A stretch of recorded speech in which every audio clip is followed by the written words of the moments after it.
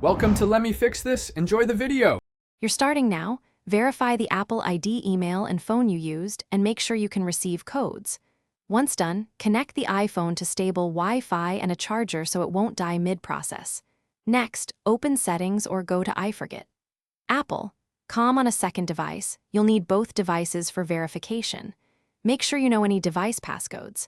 I'll guide you through recovery steps and required confirmations so you don't get stuck. Now verify identity with two-factor authentication.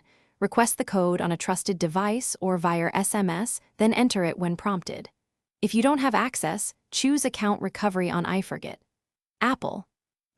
Provide a reachable contact number and follow the timed confirmation steps. This can take minutes to days. Once Apple confirms you, create a new strong password and update it across devices. Make sure to remove old recovery keys or update them so the account stays secure. Finish by signing back into iCloud, the App Store, and FaceTime using your new password so services resync. Make sure the device passcode is updated and trusted phone numbers or emails are current. If activation or data access fails, reboot the iPhone and retry sign-in.